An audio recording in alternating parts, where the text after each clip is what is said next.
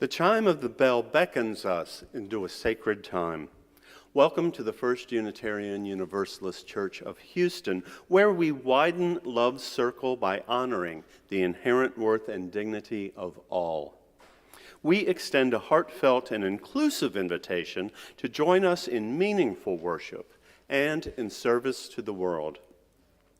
As we begin to wind down National Hispanic Heritage Month, and tomorrow observe Indigenous Peoples Day, I acknowledge that this land was once occupied by the Coahuiltecan peoples, among others, prior to Texas seceding from Mexico.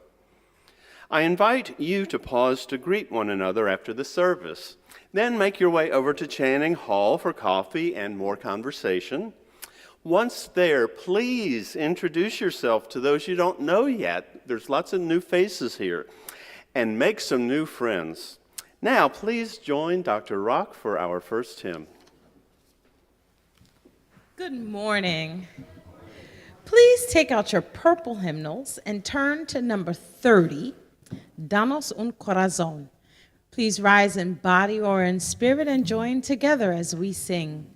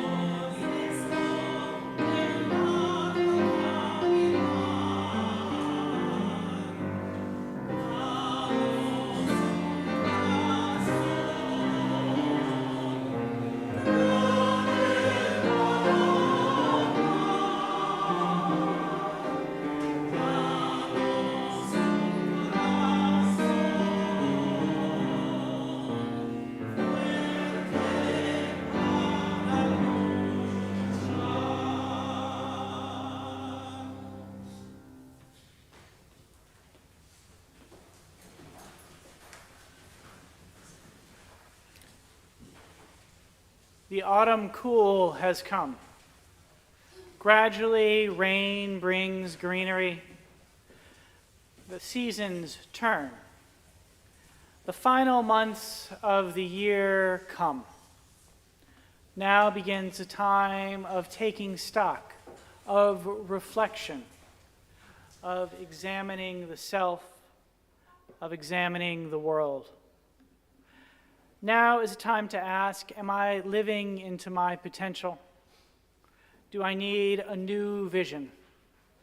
Is the world as it should be? Might things be different? As the nights turn to dark and the days weaken, let us dream. Let us imagine what might yet be for ourselves and for our world. Come, friends, let us worship together.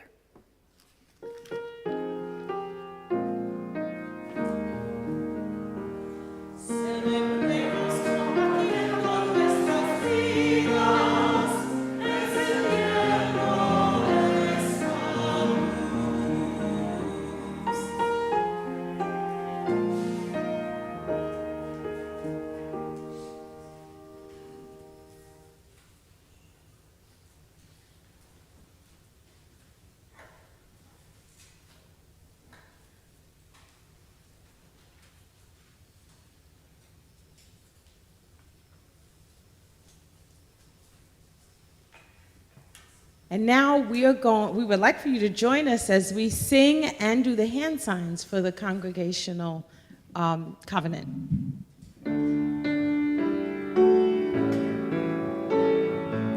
Love is the spirit of our congregation.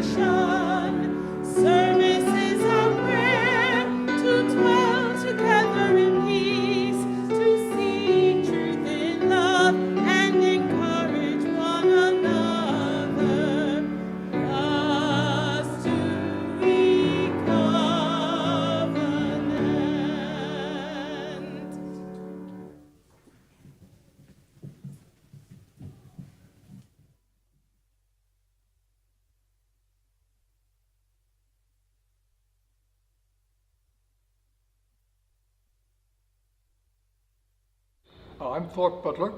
My wife Rita lured me here first to the church about 30 years ago by telling me that this church had a really good music program featuring the classical repertoire of the church, which I missed even though I had left the Episcopal Church years ago when my Christian faith just slowly and quietly faded away. And I became more and more involved, first with the choir and then with other activities, most especially the Emergency Aid Coalition, gave me an outlet for my interest in serving other people, especially those less fortunate. And I've been a member for the last 30 years or so, and board member from this, representative from this church for a good part of that time. I consider myself now a religious atheist, which seems to be contradictory until you remember that the root word, Latin root for religious, is the same Latin root as ligament, which connects muscle to bone and therefore enables functioning. And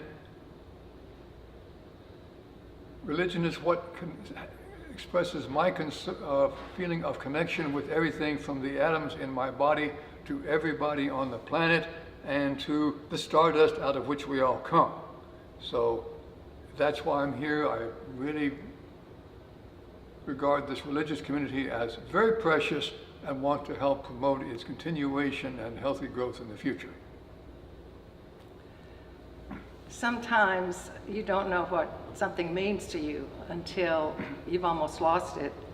I had a sense of what this church means to me during COVID when I tuned in online and I saw the camera pan through the doorways down the aisle of an empty sanctuary. Those were hard times, but the staff, the board, and many members kept us together.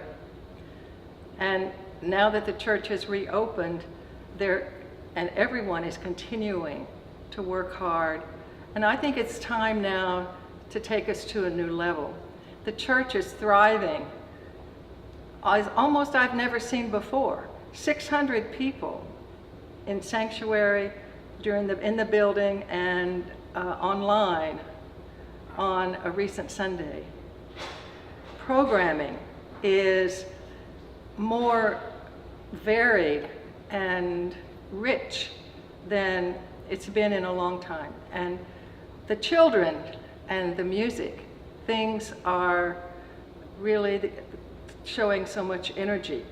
So that's why I'm supporting the Capital Campaign. I want to leave a bit of a legacy, and this church does just that. The church is leaving a big legacy.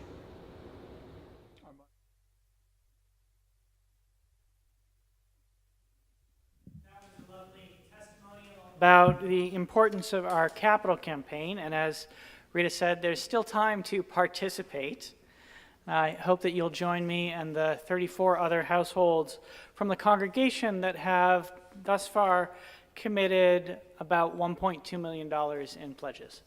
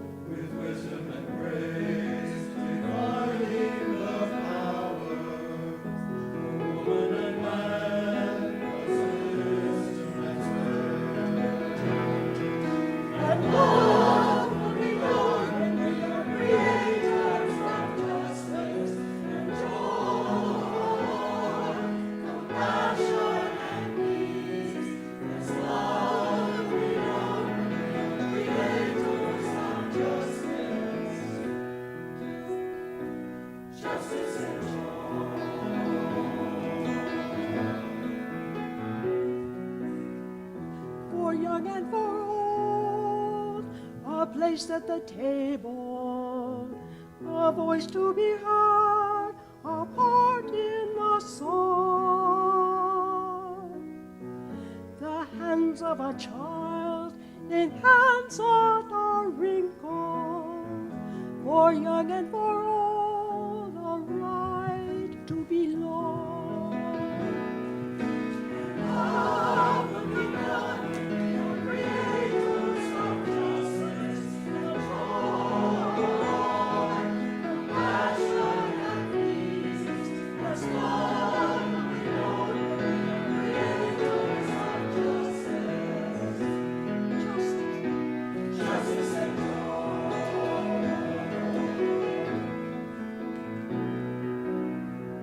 For just and unjust, a place at the table, abuser abused with need to forgive. In anger and hurt, a mindset of mercy. For just and unjust, a new way to live. And love will be known, we are creators of justice and joy, compassion and peace. As love will be known, we are creators of justice, justice and joy.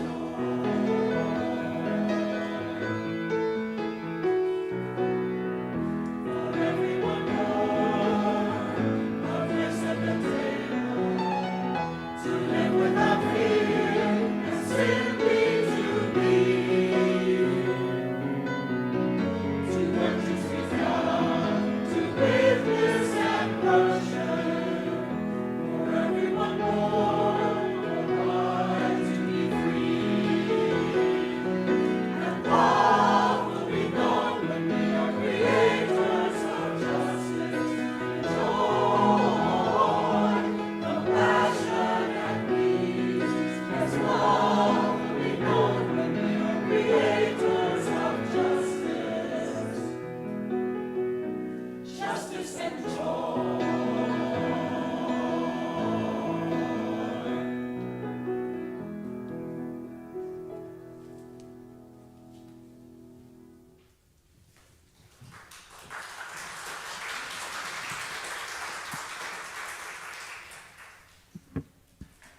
Thank you all so much. Now is the time when the younger folk get to go do activities with Carol. And it's kind of cool today because you are going to get to plant some stuff, do some gardening. Oh, cool. And the older kids are learning about Buddhism.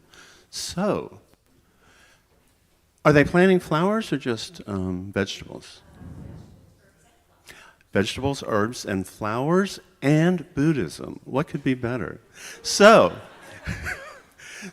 the adults are going to sing to you and remind you how much we love you and how important you are here at the church.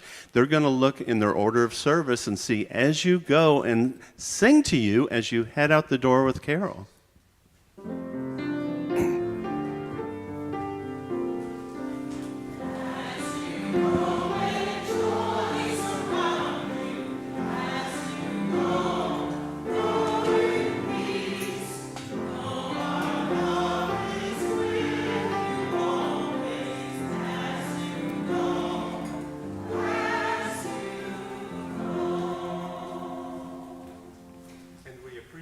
We appreciate the choir singing at both services, but they don't have to hang out for the entire second service, so they head out when the children do. And I always forget to mention that until I see them headed out. So thank you, choir. This is the time during the service when we pause for contemplation. It's the time when we set aside rushing and distractions, the scurrying and the disruptions. And so, with intention and care, we carve out this time to enter into a time of stillness, a time of calm that may bring us peace and understanding. This is a time that some call meditation and others name prayer. Settle your body into a comfortable place. Relax your shoulders. Breathe with me as we gather to do the holy work of kinship and support. Open your mind, open your hearts. God of many names and mystery beyond all our naming, we pause to reflect upon observances that are this week and consider those who lived on this land long before immigrants from Europe claimed to discover it. Many of those peoples acknowledged the reality of two-spirit, or third gender members of their communities. We mourn that colonization has led to an inaccurate, binary understanding of gender that our society continues to struggle with. Wednesday is National Coming Out Day, and we give thanks for those brave enough to be themselves in a state that demands theological and gender conformity. We know homophobia and transphobia thrive in an atmosphere of silence and ignorance. Help us to break our silence to combat ignorance. When people come out, it makes it easier for others to come out, and more difficult for those who love them to hold hateful opinions. Help us to support those who are struggling to come out and to patiently help those struggling to shed their hateful and misguided opinions. Help our country to realize that we must learn from our history so we can do better. Learning the history of the mistreatment of racial and sexual minorities is only squelched by those who want to continue it. We ask that we might develop new ways of relating to all, to one another, to neighbor and stranger, without violence or coercion, without deceit or greed, with only love and understanding. We pray in the names of all those known and unknown, present and absent, remembered and forgotten. We pray in the names of all helpers of humankind. Amen. We pause now to lift up that which sits heavy and light on our hearts. I begin with the words of Reverend Dr. Sophia Betancourt. I pray for the people of Israel and Palestine. We are one global family living tenuously on the same human-impacted earth. Let us center ourselves in justice as we call for peace. There will be a memory circle for Reverend Jose Ballister not immediately, but right after this service today.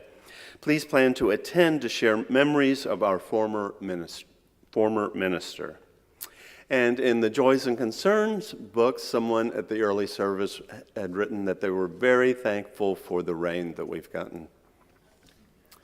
We now turn to a practice inspired by African, indigenous, and pagan traditions. We say aloud or bring to mind those who we wish to be held by the loving embrace of this religious community. They are part of the great cloud of witness and memory, and we will, even if we do not know their names, hold them in our hearts.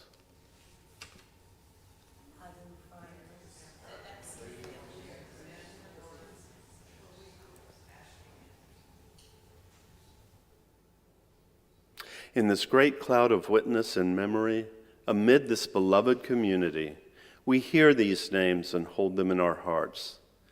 Let us remember the suffering and joy amid and among our community that we do not know. Each week at this juncture, we enter into a time of silence, a time when we pause in awe and wonder of the beauty, diversity, and mystery that is life. In the spirit of love, in the spirit of hope, and in the spirit of compassion, I invite each of you to enter into a time of silent prayer, meditation, or reflection.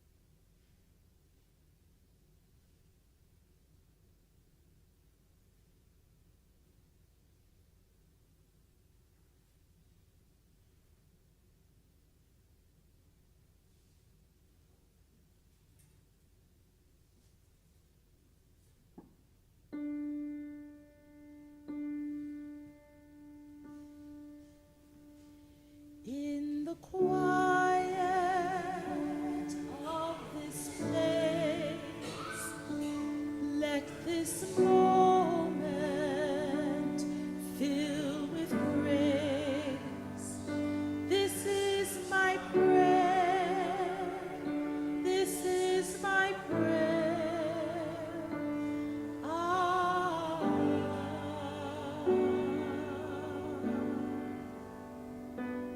May the sense of mystery guide us through our journey. This is my prayer. This is my prayer.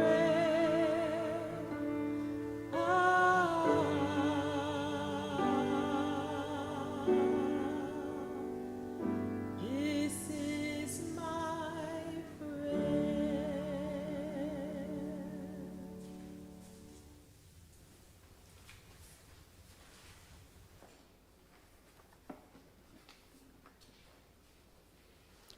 Each week, our morning offering is shared with an organization that shares our Unitarian Universalist values, and through which we may live out our principles in the world. This week, that organization is the Freeman's Town Association. Your donation will be used to purchase materials so volunteers can repair a small apartment building that houses low-income Freedmanstown residents. And to tell us more, we have with us the the longtime community projects leader from our congregation, Phil Richardson.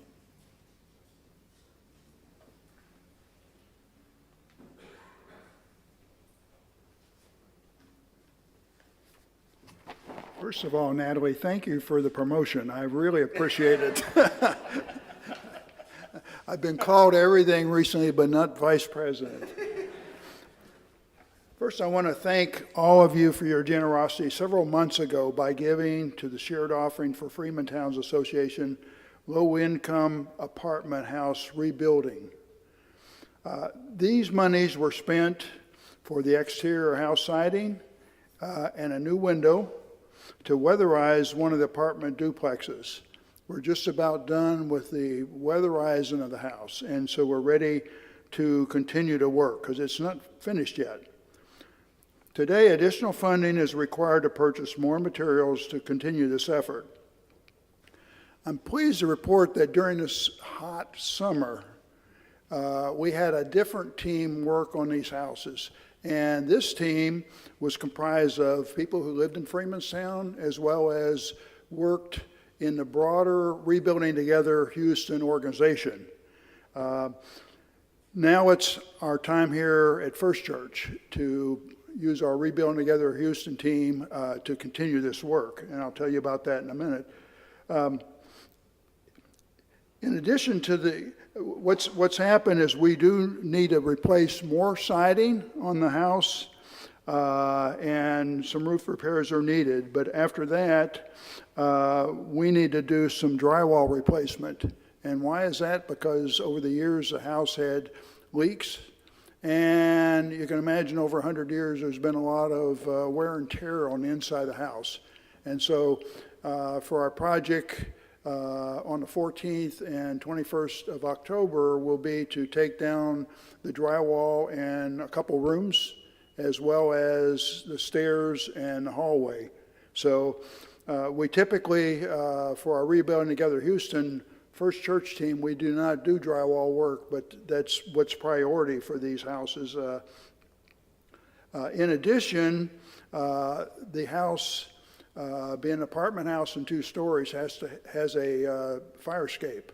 It requires additional work to it in order to be safe for evacuation. After we get all this done, our very skilled Rebuilding Together Houston painters will need to paint the whole house. And this is a 2-story house, and so we're going to need people to work on high ladders as well as short ladders and off the ground.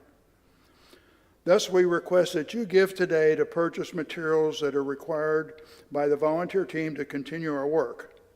Please give generously in the offering so that we can finish this rebuilding project and so that these low-income tenants can come back to clean homes that they can live in. As I mentioned earlier, our award-winning Rebuilding Together Houston team will be working on the 14th and 21st, and we encourage you all to give us some help. We already have a good sign-up, but we could use a few more people to help with this project because there is a lot of work to do inside the house beyond what I've mentioned. Again, our goal is to get both of these duplexes in good shape so that the low-income tenants can come back. So I would like to thank you in advance for your generosity to help out with this big project. It is a very big one, as you can imagine. Our rebuilding projects have never been of this magnitude.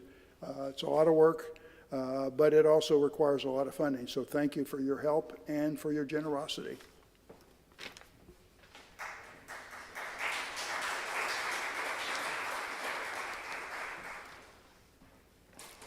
Those in our sanctuary will find the instructions for text giving in the order of service next to the name of the shared offering recipient. And those watching the live stream will see the instructions on your screen. Our regular Sunday morning offering collection invites us to weave a tapestry of love and action. We ask that you give generously. An offering will now be gratefully received.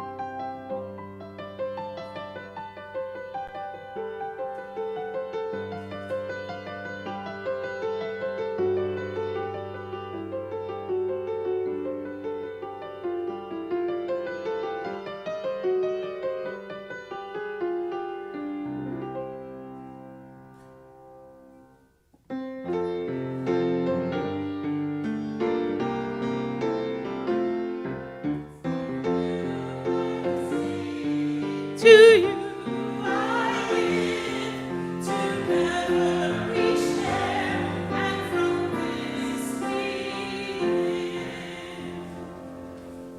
Please join with me in the words to dedicate our offering found in your order of service. To the work of this church, which is weaving a tapestry of love and action, dedicate our lives, and these are our offerings.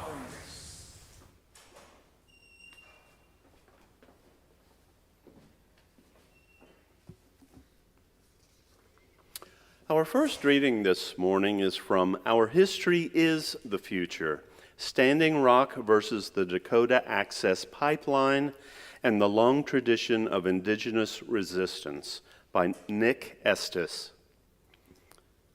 Settler narratives use a linear conception of time to distance themselves from the horrific crimes committed against indigenous peoples and the land. This includes celebrating bogus origin stories like Thanksgiving. But indigenous notions of time consider the present to be structured entirely by our past and by our ancestors. There is no separation between past and present, meaning that an alternative future is also determined by our understanding of our past. Our history is our future. Here ends the first reading.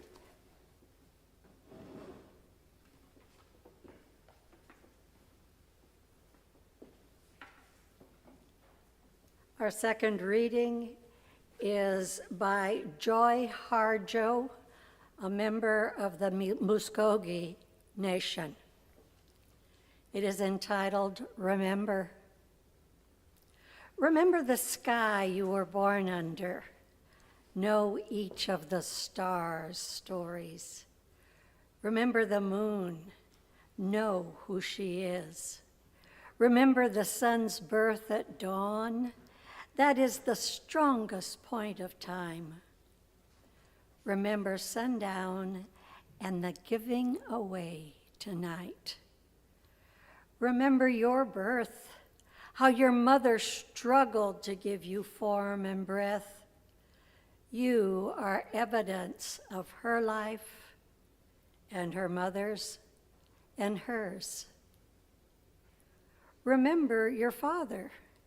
He is your life also. Remember the earth, whose skin you are, red earth, black earth, yellow earth, white earth, brown earth. We are earth. Remember the plants, trees, animal life, who all have their tribes, their families, their histories too. Talk to them, listen to them. They are alive poems. Remember the wind. Remember her voice. She knows the origin of the universe. Remember, you are all people, and all people are you. Remember, all is in motion, is growing, is you. Remember, language comes from this. Remember, the dance language is that life is. Remember. Here ends the second reading.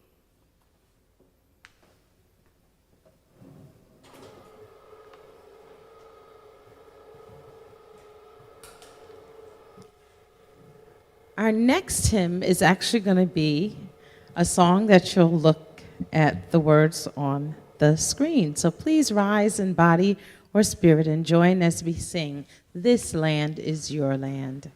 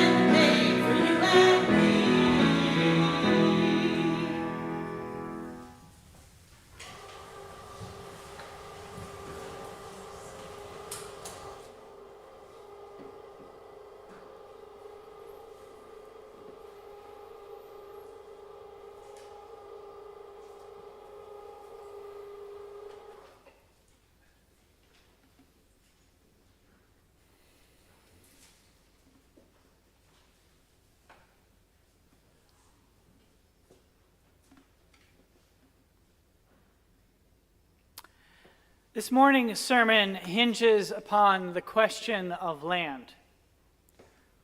Who does it belong to? How shall we understand our relationship to it? What does it mean to claim, as Woody Guthrie did, this land was made for you and me? I offer it to you on the Sunday before Indigenous Peoples Day, as the news comes about an ongoing conflict over land in another part of the world. The events of the weekend are already being called Israel's 9/11. What has happened in the last 48 hours represent that country's greatest intelligence failure since the Yom Kippur War, when almost exactly 50 years ago, a coalition led by Egypt and Syria launched a surprise attack on the Jewish state. In this country and throughout much of the English language media, the voices we are most likely to hear are those of the Israelis and their allies. This morning, both the New York Times and the Washington Post ran pieces centering the opinions of Prime Minister Benjamin Netanyahu. As I speak, Israel is in the midst of launching a massive counterattack. But over the next few days, I suspect it's going to be hard to find Palestinian or dissenting Jewish voices condemning Israeli violence in the publications I just named or in other major media outlets. So let me offer you three, all from respected academics who I follow on that platform that used to be known as Twitter. The first words I share come from the national security expert and former Middle East advisor at the Pentagon, Yasmin El-Gamal. She writes, "What is happening in Israel is not okay. It is horrific, horrendous, outright barbaric. What has been happening in Palestine under occupation is not okay. It is horrific, horrendous, outright barbaric." The way to write this starts with believing both of these statements to be true. I lift up El-Gamal's words because they stand in parallel with the long-held Unitarian Universalist perspective that every person has inherent dignity and worthiness. The second set of words come from Eli Cook. He was a Harvard classmate of mine. He currently serves as a professor of United States history at Haifa University in Israel. He reflects, Hamas could waltz into those kibbutzes and towns because the Israeli Defense Forces shifted all of its troops to the West Bank in order to protect violent right-wing settlers while they terrorize local Palestinians. I'll say it again. Israel must end the occupation before the occupation ends Israel. I offer Eli's statement, a Jewish-Israeli voice of dissent, as a reminder that Hamas's violent attacks are situated within a larger political context. They come at a time when much of the Arab world has decided to make some kind of peace with Israel. In recent months, Saudi Arabia has been seeking to normalize relations with the nation. In 2021, the United Arab Emirates became the third Arab country to do so, following Egypt in 1979 and Jordan in 1994. Of greater significance is the rise of Israel's current government. It is the most right-wing and disrespectful towards Palestinian rights in the nation's history. Netanyahu's Minister of National Security, to cite one example, Itamar Ben-Gvir, is an advocate of expanding settlements into Palestinian territories. He lives on an illegal settlement himself, is affiliated with a group that was only removed from the United States list of terrorist organizations in 2022 and has used hate speech to incite violence. In 1995, he was involved in organizing a rally opposed to peace with the Palestinians, during which protesters screamed, "Death to Rabin." Yitzhak Rabin was the Israeli prime minister who signed the Oslo Accords, which granted Palestinians the right to limited self-determination and was seen as establishing a pathway to a two-nation, two-state solution. A month after that rally, Rabin was assassinated, and today Ben-Gurion calls for the stripping of rights away from Arab Israeli citizens. Finally, I put forward a sentence from Shireen Sekleh. She's a professor of history at the University of California, Santa Barbara, who studies 19th and 20th century Egyptian and Palestinian history. Her name might be familiar to some of you. She was a guest on our Ministers Forum back in 2021. She succinctly observes, "Decolonization is not a metaphor." Decolonization is not a metaphor. Prior to Hamas's attacks on Israel and the Israeli response, the heart of my sermon was meant to focus on a theological concept called the doctrine of discovery. Have you heard of it? In 2012, the General Assembly of the Unitarian Universalist Association passed a responsive resolution repudiating it. The resolution came at the request of organizations that our association had been working with in Arizona to oppose the state's racist anti-immigrant laws. When we began to work with them back in 2010, we learned something surprising. They viewed Arizona's laws as part of a continual process of colonization that stretched back to Christopher Columbus. Columbus's discovery of land prompted European political and religious leaders to apply to this hemisphere something that's now referred to as the Christian doctrine of discovery. This is the belief that because the territories of the Western Hemisphere were without Christians prior to 1492, they were free for the taking upon discovery. With this doctrine in mind, the coalition of indigenous and migrant activists that our association was working with in Arizona called Unitarian Universalists into a new theological understanding. They wanted us to grasp that the issues at stake in immigration law are as much religious as they are political.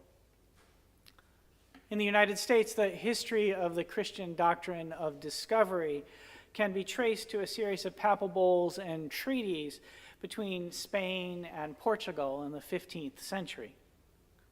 These documents created a theological and legal framework to justify the expropriation and division of indigenous lands, first between Spain and Portugal, and then later between all of the other European colonizing powers.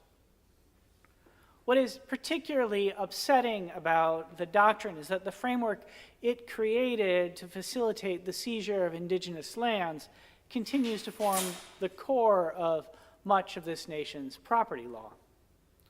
This year marks the 200th anniversary of the Supreme Court decision Johnson v. McIntosh.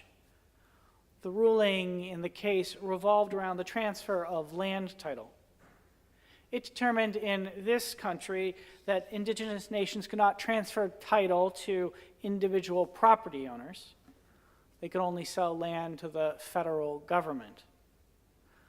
Legal scholar and citizen of the Eastern Shawnee tribe of Oklahoma, Robert Miller, summarizes the matter this way.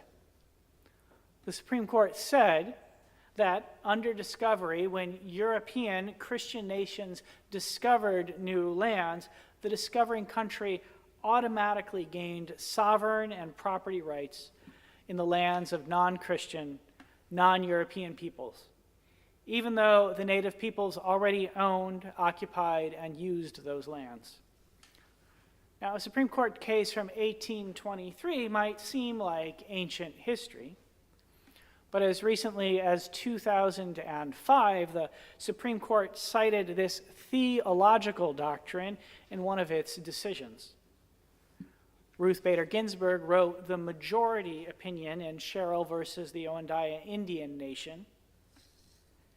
In it, she asserted that even if an indigenous nation repurchased ancestral lands that had been previously part of a reservation, those lands could not be reincorporated into tribal property.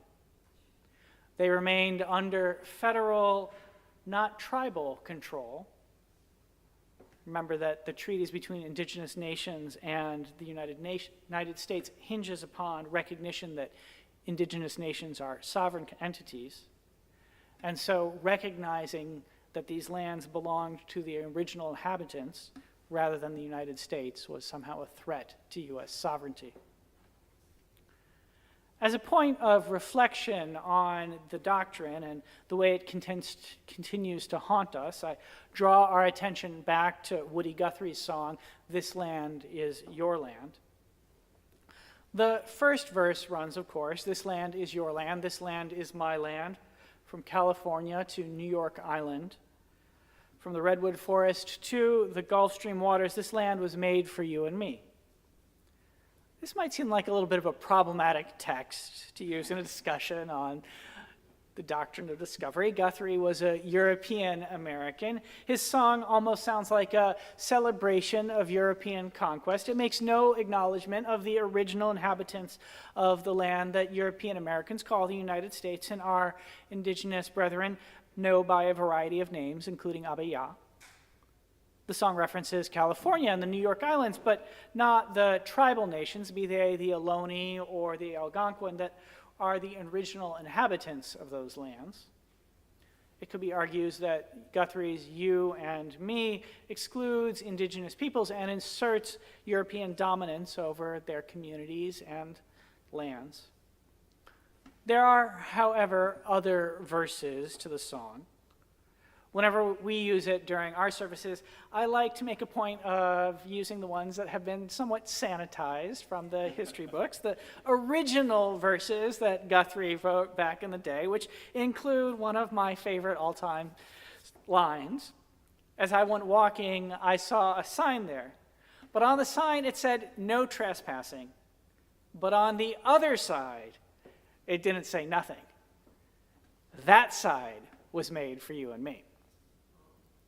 In thinking about the doctrine, I want to suggest for those of us who are primarily European descent, the task is twofold.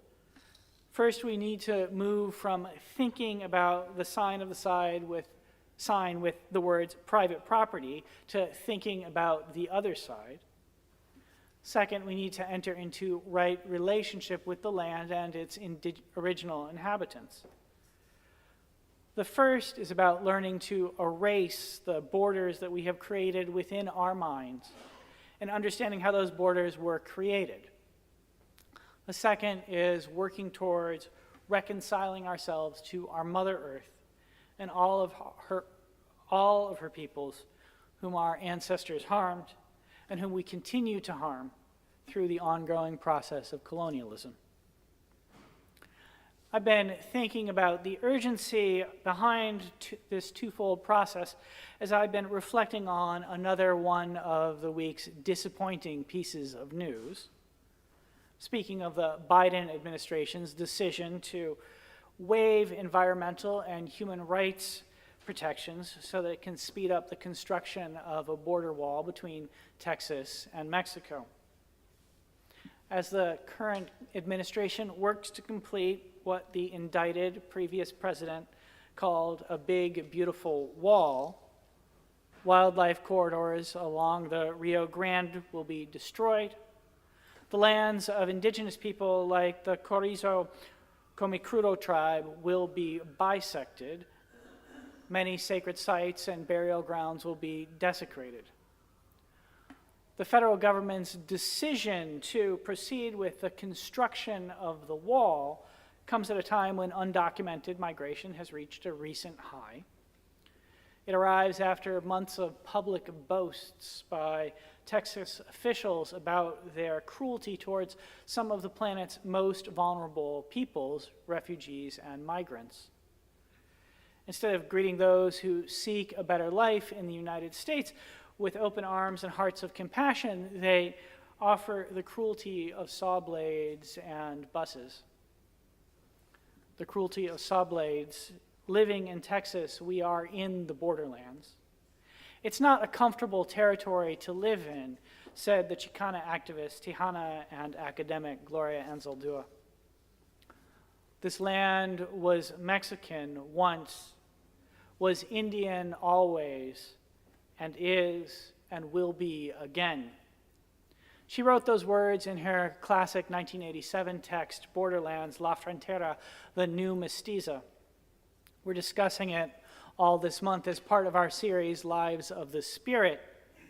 But for now, as a further invitation into theological reflection on the upsetting news of the hour, I offer you a few more words from Borderlands. I press my hand to the steel curtain, chain link fence crowned with rolled barbed wire, rippling from the sea where Tijuana touches San Diego, unrolling over mountains and plains and deserts, this tortilla curtain turning until El Rio Grande, flowing down to the flatlands of the magic valley of South Texas, its mouth emptying into the Gulf, 1,950-mile-long open wound, dividing a pueblo, a culture, running down the length of my body, staking fence rods in my flesh, splits me, mi raja. This is my home, this thin edge of barbed wire. But the skin of the earth is seamless. The sea cannot be fenced. To show, El Mar does not stop at the borders. To show the white man what she thought of his arrogance. Yamila blew the wire fence down. This land was Mexican once, was Indian always, is and will be again. Where am I? If I ask you that question, how might you choose to answer? Perhaps you would reply that we are in the sanctuary of the Unitarian Universalist congregation on Fannin St in Houston, in Texas, in the United States of America.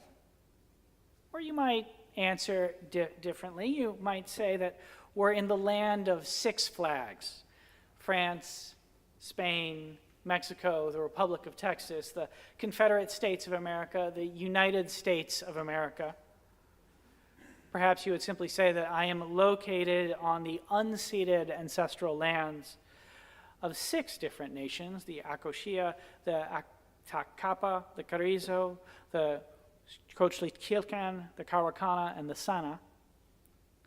This land was Mexican once, was Indian always, and is and will be again. Where am I? It is a question that lies at the heart of the conflict between Israel and Palestine. Like the United States, Israel is what scholars call a covenant state. Secular or religious, its foundational myth relies upon the belief, encoded in the Hebrew Bible, that God formed a covenant with the ancient Israelites that included the promise that they would win the land from alien and evil forces. Now, don't take these words as questioning Israel's right to exist. My probing of the doctrine of discovery causes me to question the way in which we humans constantly construct borders rather than challenge one specific state. It's one reason why I say to Jasmine El Gamal earlier, what is happening in Israel is not okay. What has been happening to Palestine under occupation is not okay. The way to write this starts with believing both of those statements to be true.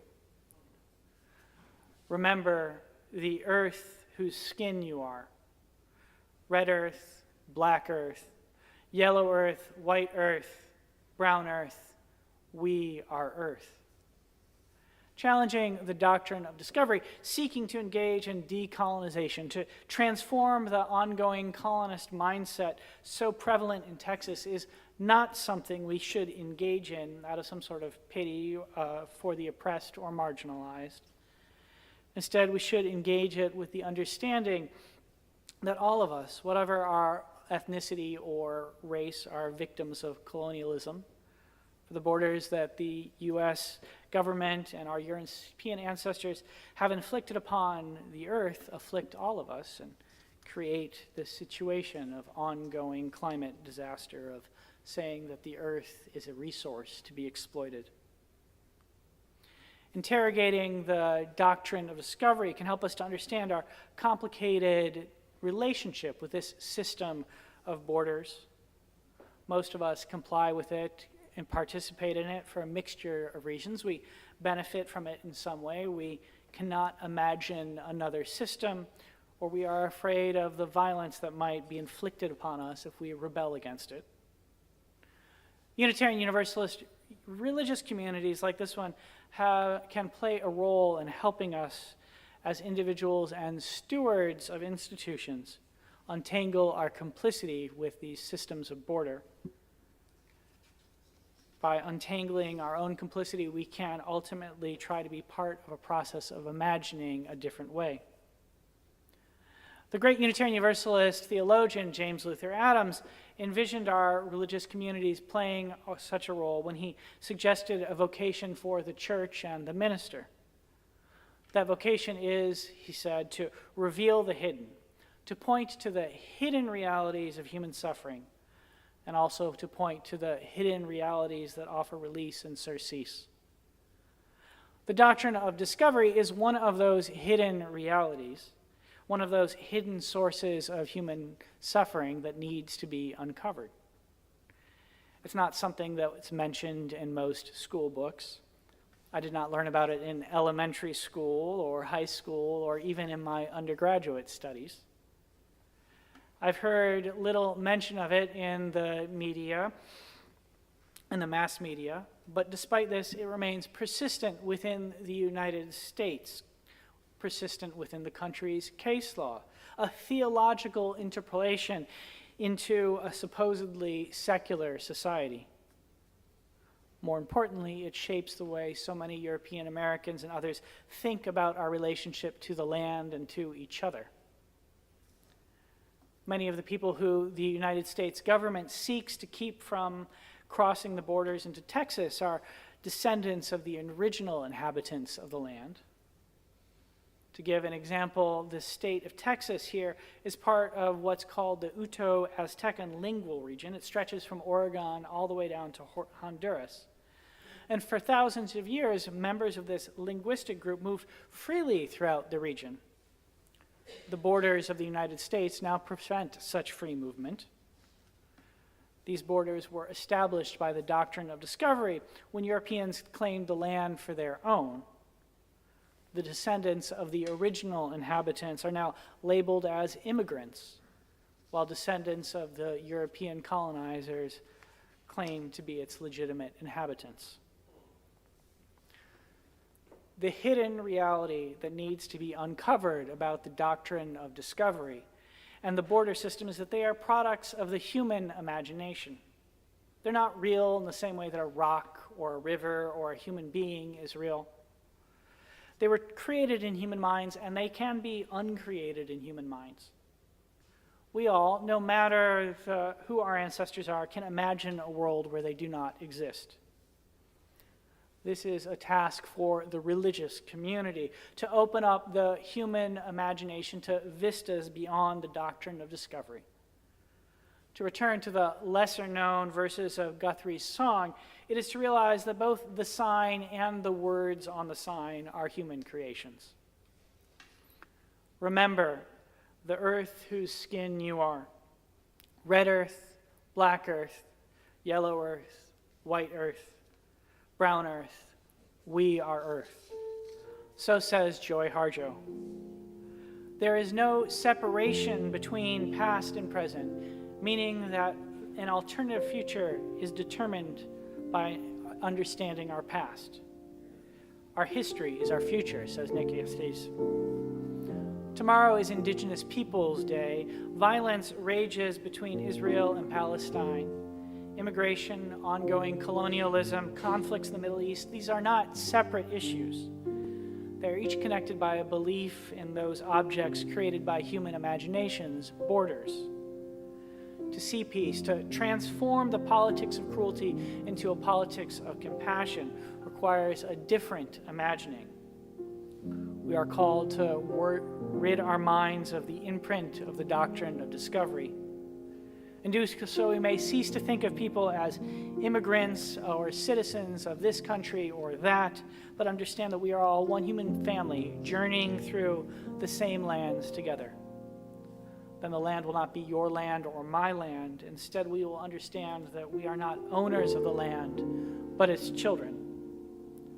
All of us, no matter what our ancestry is, draw sustenance from the same earth, are blessed by the same sun, are nurtured by the same air, and sustained by the same water.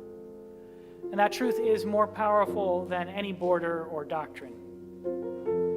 Again, Gloria Anzaldúa. But the skin of the earth is seamless. The sea cannot be fenced. El Mar does not stop at borders. Again, Joy Harjo. Remember, you are all people, and all people are you. Remember, you are this universe, and this universe is you. Remember, all is in motion, is growing, is you. Language comes from this. Remember the dance languages that life is. Remember. Amen, Ashe, and blessed be.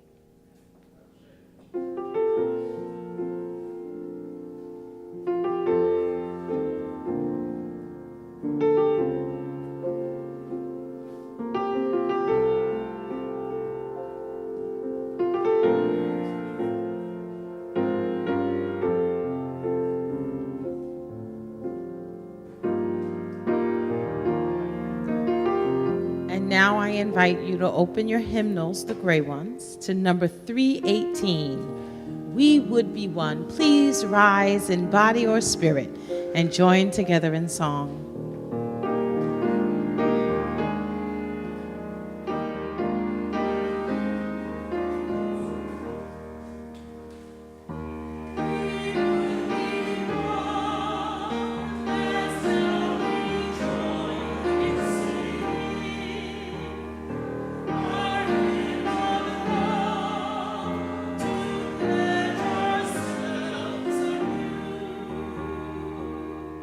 To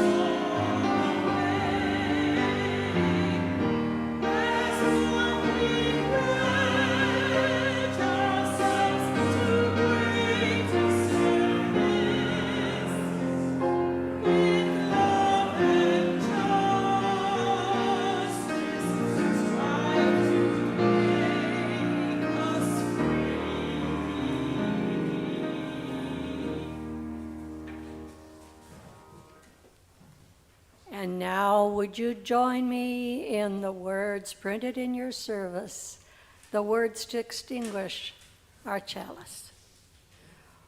We extinguish this flame, but not the light of truth, the warmth of community, or the fire of commitment. These we carry in our hearts until we are together again.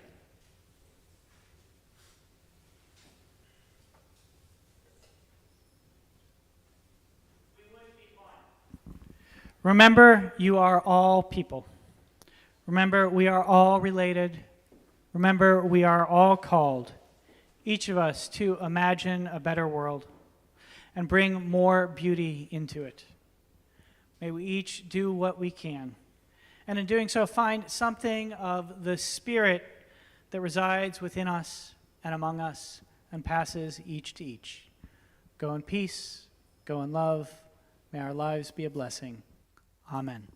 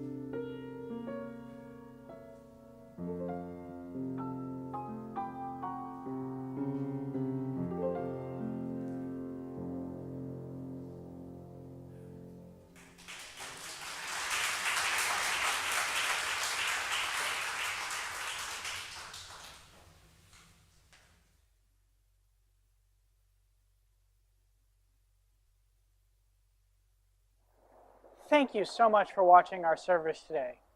We're glad you're part of our online community, where we welcome people who are diverse in faith, ethnicity, history, as well as gender identity and sexual orientation. There are many different ways you can get involved in our community. One you can do right now is by clicking like below or subscribing to our channel. If you're interested in joining our congregation, please email us at membership@firstuuhouston.org. Thanks so much for joining us.